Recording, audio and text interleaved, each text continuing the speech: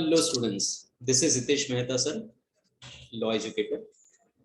Friends, many time I come across students ये कहता है कि सर लॉ पढ़ना बड़ा अच्छा लगता है, कंसेप्ट भी समझ में आता है, हमें पता चलता है कि यस ये कंसेप्ट से रिलेटेड ये सारे कंटेंट्स होने चाहिए सर, लेकिन एक दिक्कत ये आती है कि क्वेश्चन पूछे जाने पे आंसर कहाँ से स्टार्ट करें, कैसे लिखे, कितने पॉइंट्स होने चाहिए, क्या हर आंसर के साथ साथ सेक्शन लिखना जरूरी है क्या। ऐसे बड़े छोटे बड़े क्वेश्चंस काफी होते हैं और ये क्वेश्चन की वजह से हमें समझ में नहीं आता है कि हम एग्जैक्टली आंसर लिखे तो कैसे लिखे, राइट, और क्या चीजें होनी चाहिए और क्या चीजें नहीं होनी चाहिए। तो मैंने सोचा कि क्यों ना इस पे एक वीडियो बनाया जाए और ये सारे क्वेश्चंस के आंसर दिए जाए ताकि ये क्वेश्चन और ये जो दिक्कत है स्टूडेंट्स को आंसर लिखने में ये फॉरएवर निकल जाए। ठीक है, सो फ्रेंड्स उसी पॉइंट ऑफ व्यू से मैंने आपके लिए कुछ क्वेश्चंस भी ड्राफ्ट किए और उसके ही आंसर्स में लेके आपके सामने आया हूँ ताकि आपको एक बार समझ में आए कि क्वेश्चन से रिलेटेड आंसर कैसे फ्रेम करना है, कैसे ड्राफ्ट करना है ताकि हमें अच्छे से अच्छे मार्क्स मिले। चलिए तो स्टार्ट करते हैं।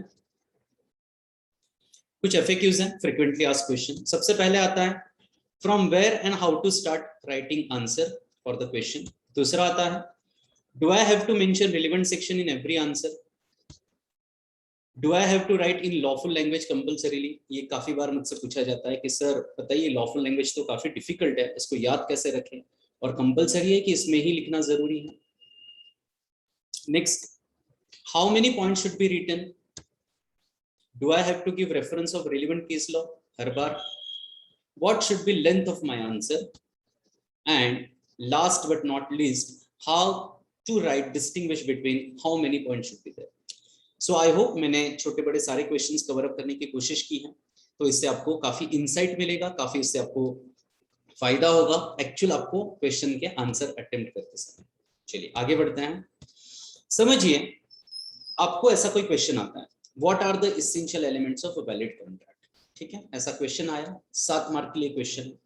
तो फ्रेंड्स हमारी शुरुआत आंसर लिखने की कहां से होती है, आपको कुछ पॉइंट्स, कुछ एसेंशियल, कुछ हिंट्स याद रखनी है। जैसे कि let us discuss important hints about writing answer. सबसे पहले आता है कि हमें 7 मार्क के लिए पूछा गया, मतलब हमारे पास 1 मिनट के लिए, 1 मार्क के लिए 1.5 मिनट का टाइम है, मतलब 10.5 मिनट में हमारा ये 7 मार्क का पूरा आंसर कंप्लीट लिख के होना चाहिए। ठीक है, सो time management is very important. नहीं तो ऐसा नहीं होना चाहिए कि हमें आता सब है लेकिन हमारे time management, inefficient time management की वजह से हमें जो आता था वो भी हम लिख नहीं पाए। नेक्स्ट इज 7 मार्क्स के लिए कितने पॉइंट्स होंगे, तो 9 से 10 points are more than enough. Complete points होने चाहिए, wherever it is applicable with examples वो लिखे जाने चाहिए। Cover all the points with help of appropriate example wherever possible. जैसे मैंने बताया कि जहां पॉसिबल हो, जहां आपको लगे कि यस मुझे यहाँ पे एग्जांपल देना चाहिए, लिखिए, अपने खुद के वर्डिंग्स में एग्जांपल लिखिए, जरूरी नहीं कि किसी नोट्स में या कहीं पे जो एग्जांपल दिया वही आप लिखिए। Next is if possible give tree diagram at the beginning and conclusion at the time of your formally closing the answer।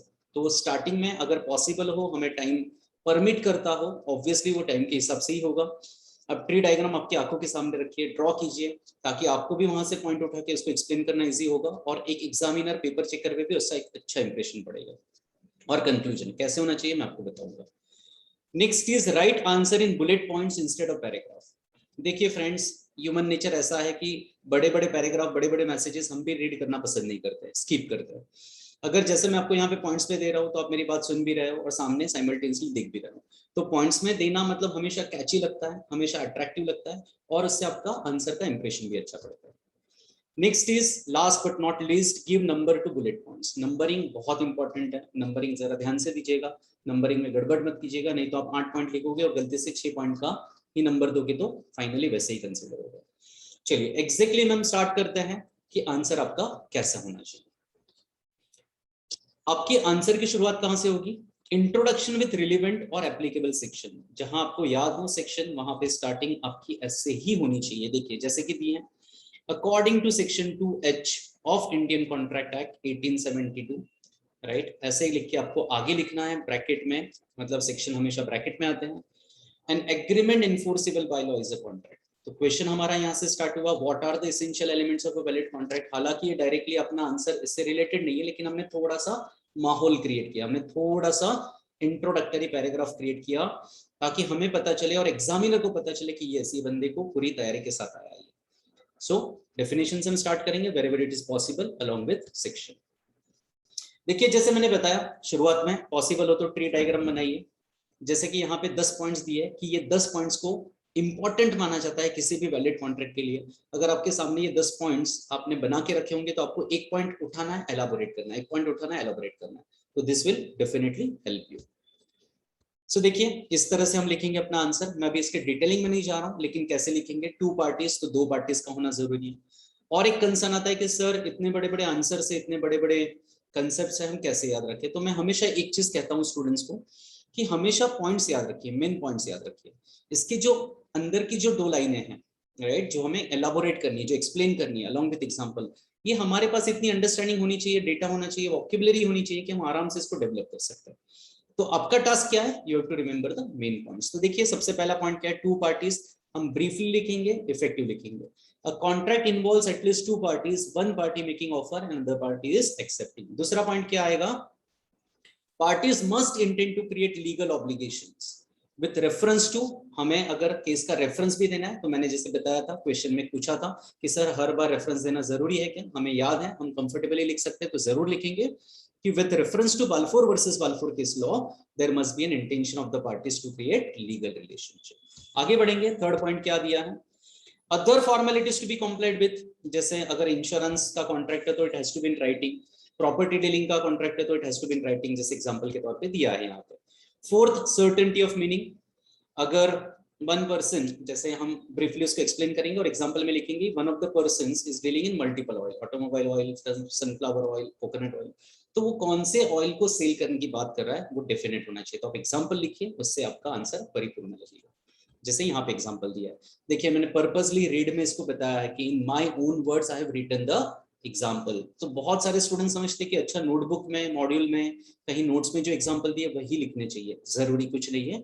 आप एग्जांपल अपने हिसाब से भी लिख सकते हो, आपके खुद के वर्ड्स में लिख सकते हो, सिर्फ आपको एक चीज का ख्याल रखना है कि वो अप्रोप्रिएट होनी चाहिए।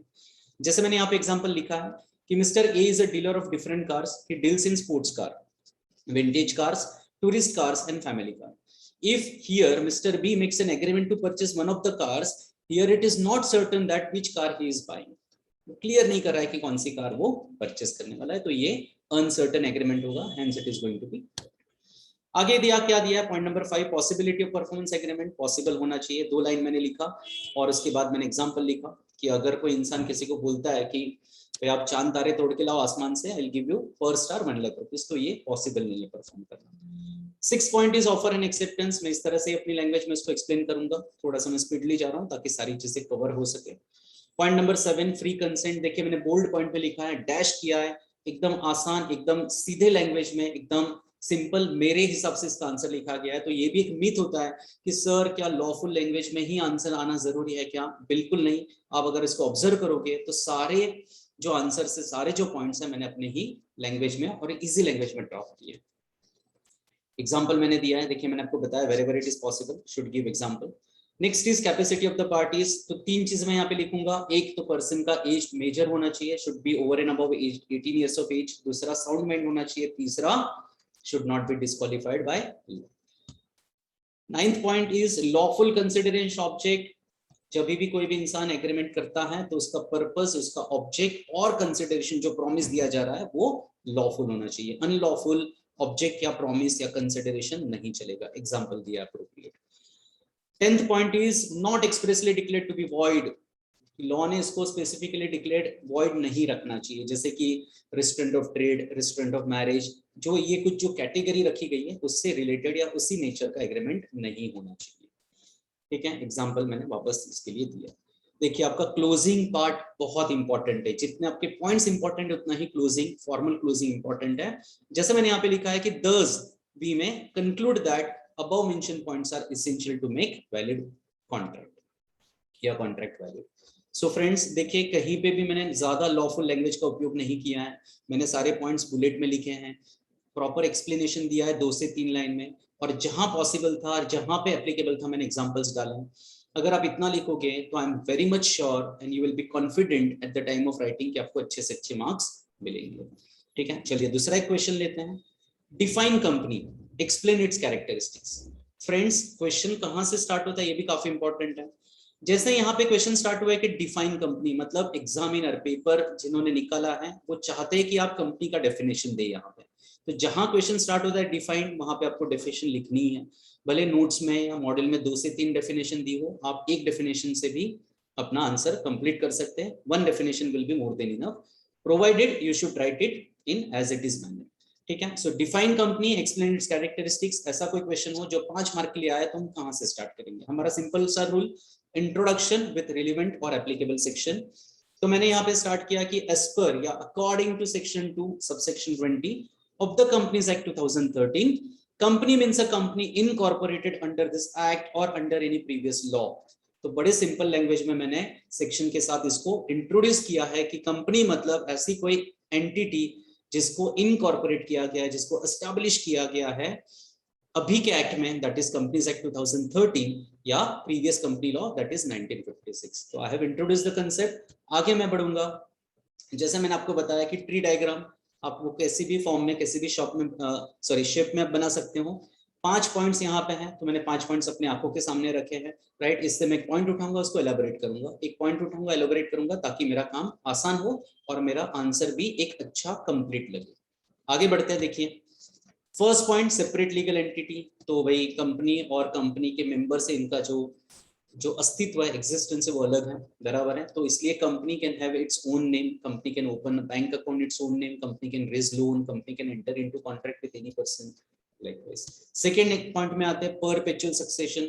अनलाइक सोल ट्रेडिंग कंसर्न या पार्टनरशिप फॉर्म में जैसे हम देखते हैं कि किसी पार्टनर की डेथ हो जाए तो form will close down, dissolve हो जाएगी, या सोल प्रोप्राइट में तो रिस्क ज्यादा होती है, लेकिन यहाँ पे ऐसा नहीं।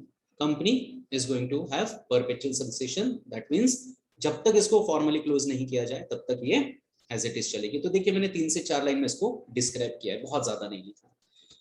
एग्जाम्पल भी दिया है कि ऐसे हमारे देश में कुछ कंपनीज है जिसको 100 साल से ऊपर हो गया है। जैसे एग्जाम्पल दिया है कि टाटा ग्रुप ऑफ कंपनी। आपको मैंने ये एग्जैक्ट आंसर के हिसाब से यहाँ पे ड्राफ्ट किया है, ऐसा कुछ भी नहीं है कि जहां पे ये बड़ा चढ़ा के दिया है या इसमें सब कुछ कट शट कर सकते हो। It is according to exam point of view.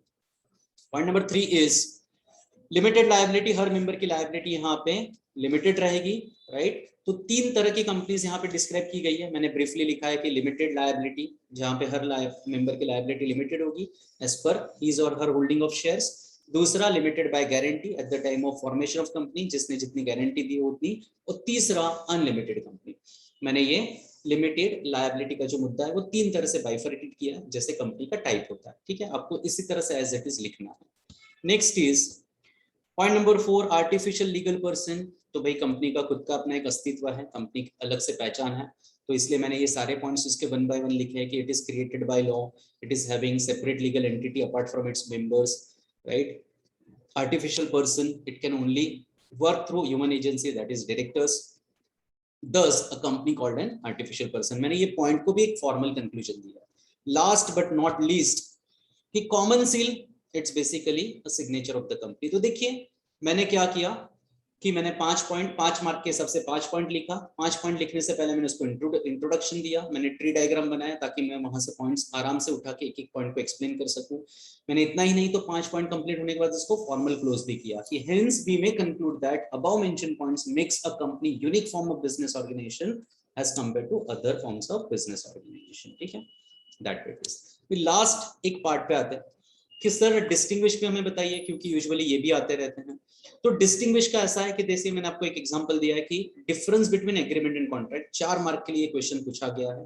तो सर सबसे पहले तो बताइए कि कैसे इसको लिखे। तो देखिए आपको 3 कॉलम बनाने हैं, बेसिस ऑफ डिफरेंसेस जहां पे आप हेड पॉइंट्स रखोगे, और जो पूछा गया डिस्टिंग्विश, जैसे एग्रीमेंट और कॉन्ट्रैक्ट तो दोनों ही आएंगे, left hand side and right hand side. आप 1 बाय 1 उसको डिस्क्राइब करोगे। पॉइंट नंबर 1 मीनिंग दोनों का लिखोगे, स्कोप दोनों में क्या अंतर है। तीसरा लीगल ऑब्लिगेशन, एक में क्रिएट होता है एक में नहीं होता है। फोर्थ में नेचर, बेसिकली कि जैसे यहाँ पे all agreement is not a contract but every contract is an agreement, इस तरह से आप लिखोगे। तो यूजुअली ऐसा माना जाता है कि जितने मार्क्स के लिए क्वेश्चन पूछा है, जैसे यहाँ पे 4 मार्क के लिए पूछा है, तो आपको दोनों साइड के एक एक पॉइंट अगर आप सही लिखते हो तो आपको 1 मार्क के लिए आप एलिजिबल होते हो। तो इसलिए यहाँ पे अगर 4 पॉइंट्स लिखे गए हैं तो आपको 4 पॉइंट्स कम से कम लिखने हैं दोनों ही side with the basis of differentiation. तो इस तरह से मैंने आपको क्वेश्चन और उसके अप्रोप्रिएट आंसर कैसे लिखना है ये मैंने आपको बताया। आप ये सारी ये जो टेक्निक है वो सारे क्वेश्चंस पे अप्लाई करोगे तो ऑटोमेटिक आपकी ग्रिप बढ़ेगी, आपको कॉन्फिडेंस आएगा। एक दिन ऐसा आएगा आप बोलोगे कि अभी कोई भी क्वेश्चन आए I will be able to attempt it easily. ठीक है, लास्ट जैसे I am representing PPA, I am one of the educators in PPA, तो यहाँ की वेबसाइट दी है और कॉन्टेक्ट डिटेल्स दी है। अगर किसी को इससे भी ज्यादा कुछ जानकारी कुछ हेल्प चाहिए तो we are always there with you. Last but not least of this video special part, जैसे मैंने क्वेश्चन एंड आंसर के लिए आपके साथ ये वीडियो शेयर किया है, बहुत ही जल्द मैं आपको केस स्टडी के लिए भी ऐसे ही एक वीडियो के साथ आ रहा हूँ आपके साथ आपके सामने, कि केस स्टडीज को कैसे अटेम्प्ट करना है, कैसे उसको समझना है, कहाँ से शुरुआत करनी है, उसका कैसे उसको बाइफरकेट करना है, कैसे इसका आंसर लिखना है, ये सारी चीजें मैं आपको लेके आ रहा हूँ आपके लिए। तो don't miss that particular video also, बहुत ही जल्द आपके सामने आऊंगा। तब तक के लिए थैंक यू वेरी मच, और वीडियो देखने के लिए थैंक यू।